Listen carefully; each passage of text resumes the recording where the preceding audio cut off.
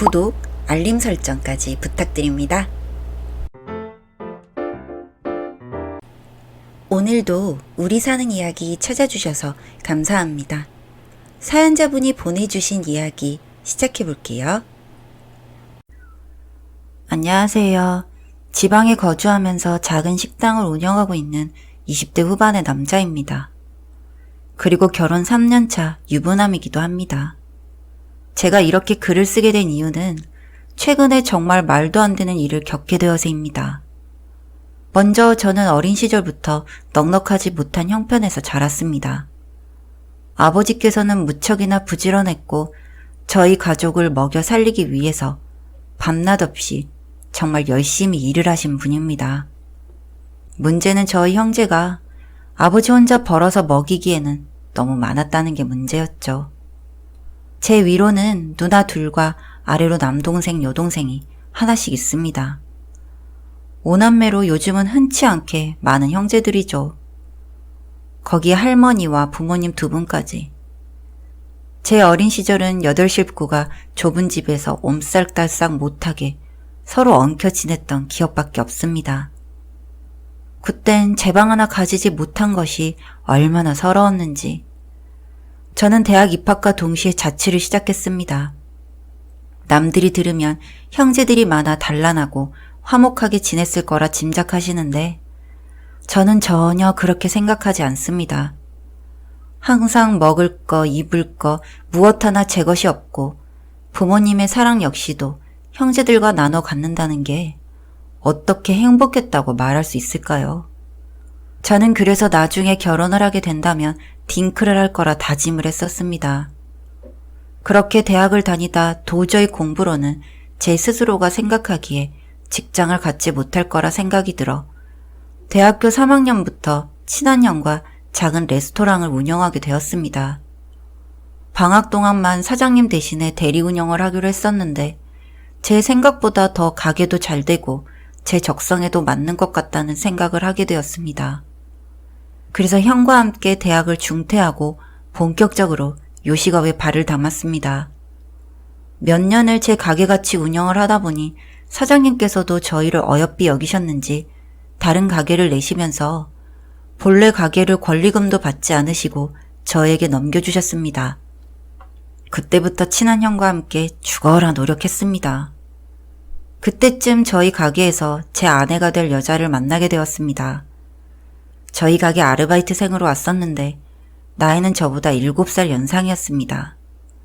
아무래도 나이가 조금 있다 보니 다른 곳에서 일자리 구하기도 힘들었을 테고 그래서인지 누구보다 절박해 보이는 사람이었습니다. 함께 일을 한 지 1년, 누구에게나 상냥하고 마음이 따뜻한 그녀에게 제가 푹 빠져버렸습니다. 몇 번을 고백했는지 모르겠습니다. 매번 나이 차이도 많이 나고 본인의 미래도 불투명하다면서 저를 밀어냈지만 꾸준히 이어진 고백에 결국 저희는 연인이 되었습니다. 결혼은 처갓집 쪽에서 더욱 종용하시더군요. 아내의 나이 때문에 이번에 만나는 사람과 결혼하지 못하면 평생 결혼을 하지 못할 거라 생각하셨는지 연애를 시작하고 100일 만에 처갓집에 인사를 드리러 가게 되었습니다. 저 역시도 아내를 너무 사랑했고 처가에서도 결혼을 너무나 바라시니 결혼을 긍정적으로 생각하고 있었습니다. 다만 마음에 걸리는 게 하나 있었습니다. 제가 딩크라는 걸 아내가 이해해 줄지에 대한 문제였는데 조심스럽게 말을 건넸을 때 아내는 몹시 당황해했습니다. 자기는 아기가 없는 가족의 모습을 상상해 본 적이 없었다며 난감해 하더군요. 저는 이 문제에 대해서는 확고했습니다. 한 번도 꺼내지 않은 제 과거 이야기를 아내에게 들려주었습니다. 이런저런 이유로 나는 아이를 갖는 게 싫다. 살면서 한 번도 흔들리지 않았던 신념이니 네가 받아들이지 못한다면 결혼은 힘들 것 같다 라고 이야기를 했습니다. 아내는 고민을 해보겠다며 자리에서 일어났고 일주일을 고민하더군요. 다시 만난 자리에서 아내는 아이가 없는 결혼 생활에 대해 승낙을 해주었습니다. 서로가 좋으면 그걸로 모든 문제는 해결할 수 있다면서 제 딩크에 대한 생각을 지지해 주었고 그렇게 이듬해 저희는 결혼식을 올리게 되었습니다. 막상 결혼 생활을 하니 전보다 제 신념에 확신이 생겼습니다. 분기마다 해외여행에, 외제차는 아니지만 국산 고급 세단에, 이따금 쇼핑도 하고 양가 무슨 문제가 생기면 돈도 척척 건넬 정도로 여유가 있었습니다. 시간이 지날수록 아기를 낳지 않겠다는 제 생각은 옳았구나 라는 생각이 들었습니다. 하지만 아내는 아니었나 봅니다. 처음 2년은 아내도 만족하는 듯 보였습니다. 한 번도 아이 이야기를 입 밖에 꺼낸 적이 없었거든요.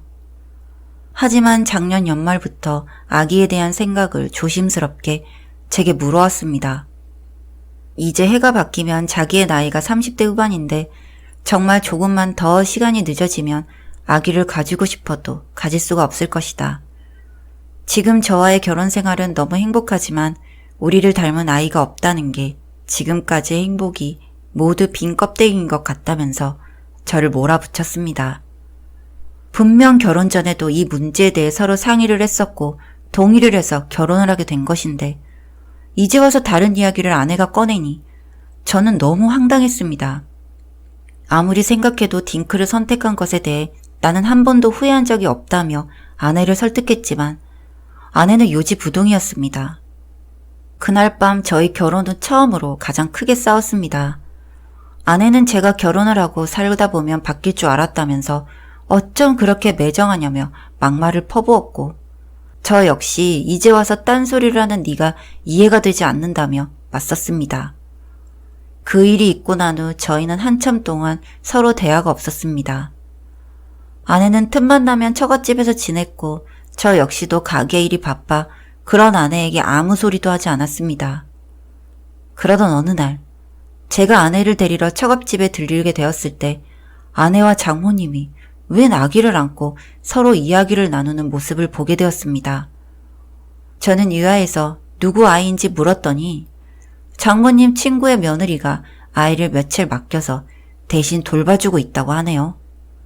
그러면서 제게 한번 안아보지 않겠냐고 물었습니다. 원래 아이를 좋아하지 않던 저라 거절하고 아내를 데리고 집으로 돌아왔습니다. 그 뒤로 아내는 전보다 처갓집에서 지내는 날들이 더 많아졌습니다. 저는 이대로 지내다가는 아내와 점점 멀어질 것 같아 아내와 대화를 시도했지만 아내는 아무 문제가 없다며 절 오히려 예민한 사람으로 몰았습니다. 저도 더 이상 이야기를 꺼내기 싫어 신경 쓰지 않으려던 찰나 문제가 터졌습니다. 그날은 제가 대출 연장을 위해 서류를 떼던 날이었습니다.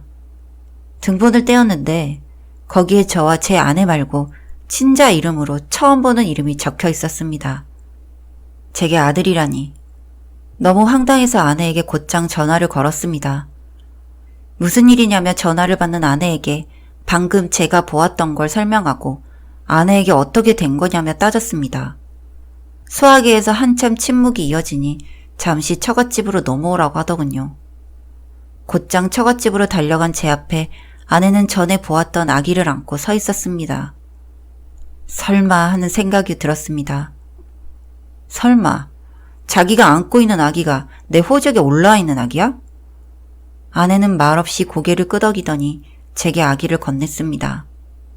여보, 얘가 우리 아기야. 땡땡아, 아빠한테 한 번 안겨볼래? 아기를 바라보는 아내의 얼굴은 너무나 사랑스러운 것을 보는 눈빛이었지만 저는 소름이 확 끼쳤습니다. 당신 이 아기 어디서 데려온 거야? 아내는 한참 우물쭈물하더니 제게 설명을 했습니다. 얘 엄마가 미혼모야. 아기를 데리고 키울 형편이 안 된대. 그래서 내가 데려왔어. 우리가 키우자. 우리 형편도 넉넉하고 충분히 예쁘게 키울 수 있잖아. 그 미혼모에게도 좋은 일이고 우리에게도 좋은 일이잖아.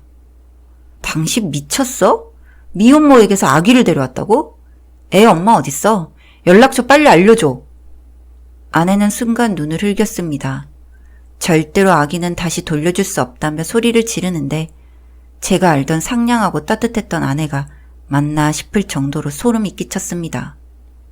바로 경찰에게 전화를 걸었습니다. 아내가 웬 미혼모에게서 아기를 데리고 왔다며 신고를 하는데 아내는 전화기를 들고 있는 제 팔목을 깨물고 고함을 지르며 난동을 피웠습니다.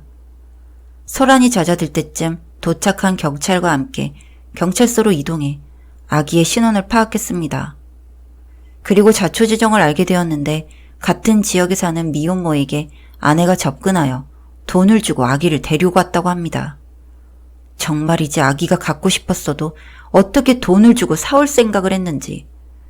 거기다 장모님과 장인어른께서도 동의를 했다는 게 더욱 소름이 끼쳤습니다. 저는 아내에게 바로 이혼을 요구했습니다. 아내는 울며 제게 잘못했다고 빌다가 갑자기 화를 내었다가 아무래도 제정신이 아닌 듯 보였습니다. 결국 많은 위자료를 주고 이혼을 하긴 했지만 지금도 그때 아내가 아기를 바라보는 눈빛을 생각하면 소름이 끼쳐옵니다. 사연은 여기까지였고요. 우리 사는 이야기 시청해주셔서 감사합니다.